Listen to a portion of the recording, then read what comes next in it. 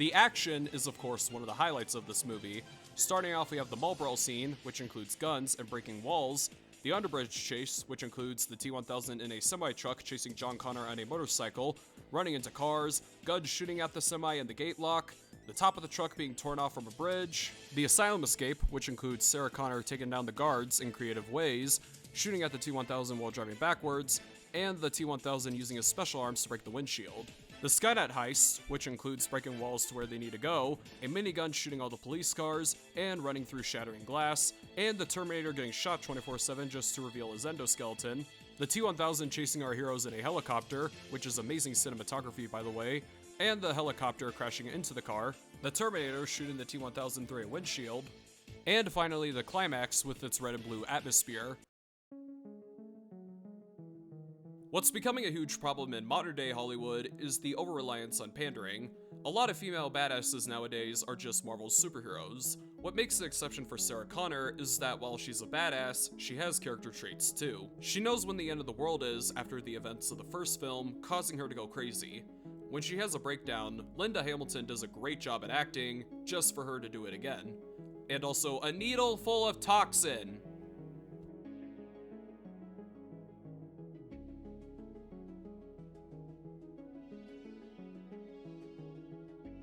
She's not too mentally insane, however. She's a loving, caring mother too. And what makes her relationship with John even better is that it has nothing to do with him being the future resistance leader. Why is this movie so damn good? Sarah Connor to me is an action character, not an action female.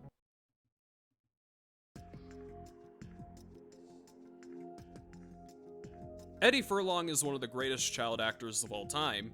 He's good at being mature, while also talking and acting like an angsty kid.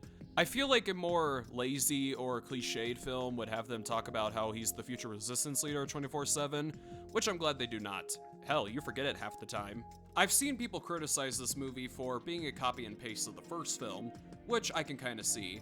But instead of a Terminator hunting down a woman with a human man protecting her, now it's a stronger Terminator hunting down a kid with a Terminator bodyguard, and the mother protagonist of the first film is also a bodyguard. It's a great concept.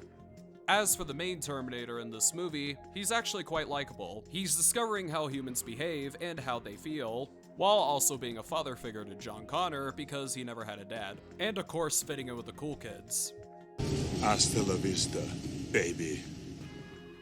There's also the arm effect, which you could barely tell if it was green screen or not. What makes it better is that they explain that this is a new Terminator, not the same one from the first movie, which is the main flaw for newcomers. Schwarzenegger does a good job at playing hero roles better than villain roles.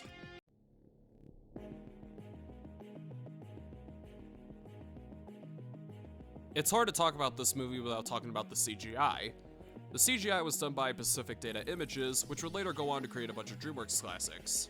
While some parts look dated, others still hold up to this day, showing us how they connect and reconnect to his body. There's also this. There's also the physical sets, which include his eye and his body being torn apart, which makes you wonder how the hell did they do that. And then there's his frozen body shattering, and he has one of the best villain deaths in any movie. This is a complaint for some of the whiners out there. Why are you asking her to call for John when you could change your own voice? Despite being beta male compared to Schwarzenegger, he still manages to be a threat. Like, he's a blob, he can shapeshift and change his own voice. The T-1000 definitely deserves a spot as one of cinema's greatest villains. I didn't give Miles his own section because he's kind of the weakest character in the movie, but this to me is the most powerful scene in the film. After Sarah has the dream, she goes off to kill him, which is the best choice, even the Terminator says it. We start off with adrenaline shooting, the music as she's walking towards him. With Miles' son and his wife watching, Sarah became the one thing she hated the most, a Terminator. So instead, she spares him. When Miles dies during the Skynet heist, he still has time to breathe to pay for his future crimes. And with the scene where the T-1000 enters his home, we could pretty much assume that he killed his family too.